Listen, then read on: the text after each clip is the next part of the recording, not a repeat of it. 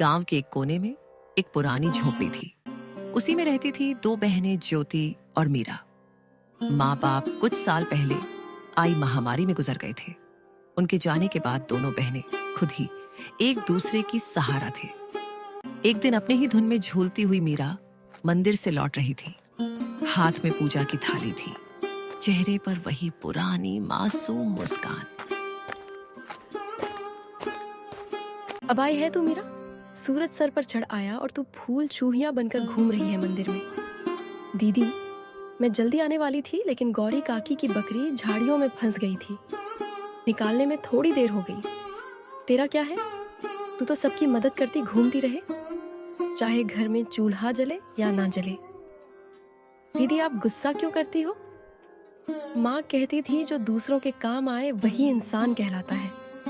माँ अब नहीं है मीरा, और उनके कहे बातों की अब इस दुनिया में कोई मूल्य नहीं रही।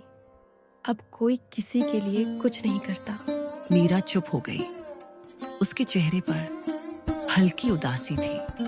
वो झोपड़ी के कोने में रखे उस लकड़ी के संदूक तक गई जिसमें माँ की यादें अब भी सांस लेती थीं।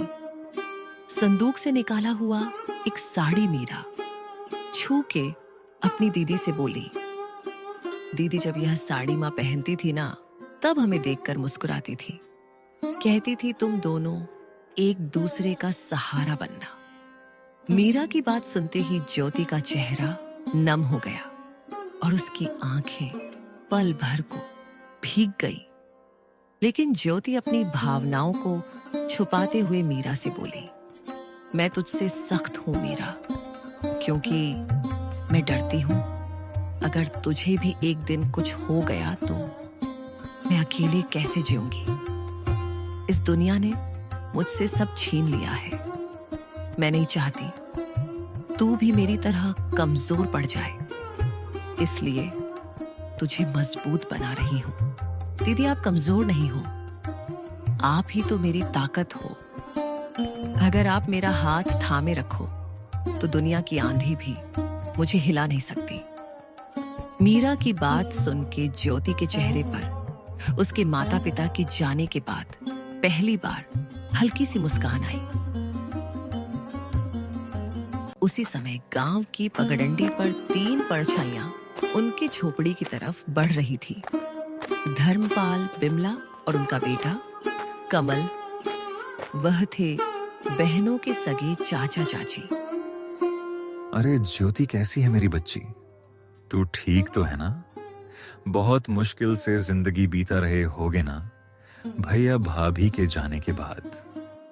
हम ठीक हैं चाचा जी, अब जो है उसी में खुश हैं। खुश झोपड़ी में तुम्हारे हिस्से की जमीन को हमारे नाम कर देती तो हम तुम दोनों को अपने यहाँ रहने देते।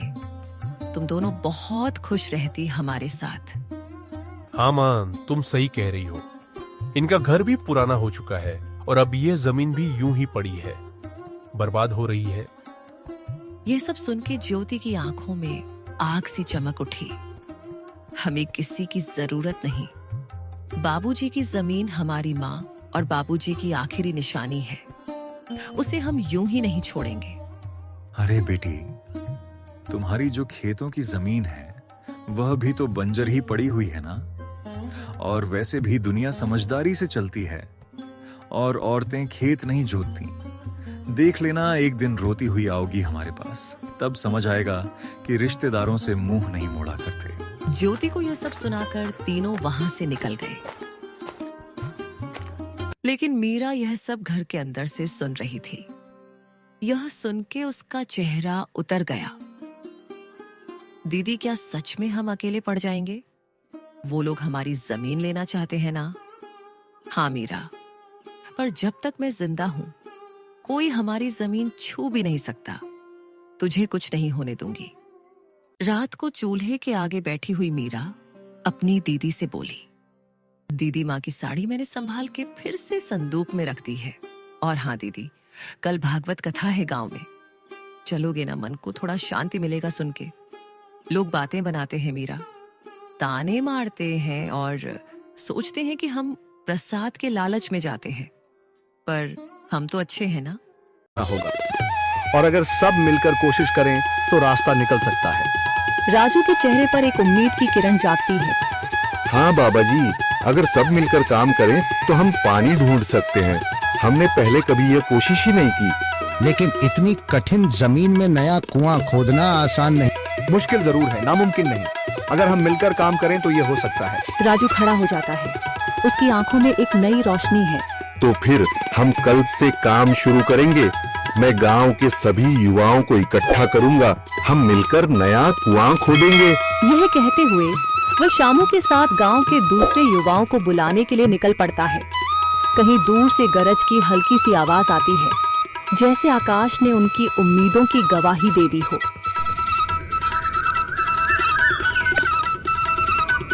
अगली सुबह राजू और शामू गांव के युवाओं को इकट्ठा करने निकल पड़े। चौधरी महेश की हवेली के सामने एक भीड़ जमा है। बाबा जी, संदरी, गांव के कुछ बुजुर्ग और किसान सभी मौजूद हैं। हम हाथ पर हाथ रखकर नहीं बैठ सकते। अगर अल्लाह ने हमें हिम्मत दी है तो हमें खुद पानी के लिए मेहनत करनी होगी। हम एक नया कुआं खोदेंगे। लेकिन राजू, क्या हमें यकीन है कि वहाँ पानी मिलेगा? बेटा, पानी जमीन के अंदर होता है, बस सही जगह खोदने की जरूरत है। हमने अपने बुजुर्गों से सुना था कि पुरानी नहर के पास जमीन नरम थी, शायद वहीं पानी हो। बाबा जी सही कह रहे हैं। अगर तुम सब यह काम करने के लिए तैयार हो तो मैं अपने कुछ मजदूर भेज सकता हूँ। धन्यवाद चौधरी जी, लेकिन हम सब खुद भी मेहनत करेंगे। यह हमारे गांव के अस्तित्व की लड़ाई है। संदरी, जो अब तक चुप थी, आगे बढ़ती है। हम औरतें भी पीछे नहीं रहेंगी। हम पानी लाने की व्यवस्था करेंगी, खाना बनाएंगी, ताकि तुम सब आराम से काम कर सको। यही हिम्मत चाहिए थी संदर। पूरा गांव एक नई उम्मीद के साथ कुआं खोदने की तैयारी में जुट जाता है। दूसरी ओर कुआं खोदने का काम शुरू हो चुका है। राजू, शामू और दूसरे युवा बेलचे चलाने लगते हैं। मिट्टी बाहर निकाली जाने लगती है। तेज गर्मी के बावजूद सब पूरी हिम्मत के साथ जुटे हुए हैं। दोपहर की तेज धूप जमीन आग की तरह तप रही है। गांव के लोग लगातार कुआं खोदने में जुटे हैं। हाथ छिलने लगे हैं, माथे से पसीना बह रहा है, मगर किसी ने हार नहीं मानी। महिलाएं पानी और सत्तू लेकर आती हैं ताकि पुरुषों को कुछ राहत मिले। हमें और गहराई तक जाना होगा। अब तक सिर्फ सूखी मिट्टी और पत्थर ही निकल रहे हैं। राजू, यह बहुत कठिन काम है। अगर हमें पानी न मिला। अल्लाह मेहनत करने वालों को कभी निराश नहीं करता बेटा। तुम सब अपनी कोशिश जारी रखो, पानी जरूर निकलेगा। हिम्मत मत हारो। अगर अब रुक गए तो फिर कभी पानी नहीं मिलेगा। सभी फिर से जोश में आकर काम में जुट जाते हैं, मगर सूरज की तपिश बढ़ती जा रही है और कई लोगों की सांसें तेज चलने लगती हैं। तभी एक तरफ से रामलाल और उसके आदमी हंसते हुए आते हैं। अरे भाई, तुम्हें लगता है कि जमीन तुम पर रहम करेगी? हाँ हाँ, ना समझ लोग, ये सब बेकार की मेहनत है। रामलाल, हमारा हौसला मत तोड़ो। अगर तुम मदद नहीं कर सकते तो कम से कम मजाक भी मत उड़ाओ। मदद? हाँ, मैं अपने कुएं का पानी बेच सकता हूँ, मगर मुफ्त में नहीं दूंगा। राजू सब अनसुना कर फिर काम में लग जाता है। शाम होने लगती है, लेकिन अभी तक पानी का नामो निशान नहीं। कुछ लोग मायूस होकर पीछे हटने लगते हैं। राजू, शायद रामलाल सही कह रहा है, यह सब बेकार है। नहीं शामू, हमें हार नहीं माननी। अगर आज हार गए तो फिर कभी हिम्मत नहीं कर पाएंगे। तभी अचानक फावड़ा किसी कठोर चीज से टकराता है। एक अजीब सी आवाज आती है। राजू चौंक कर देखता है और जल्दी जल्दी मिट्टी हटाने लगता है। अचानक एक ठंडी लहर महसूस होती है।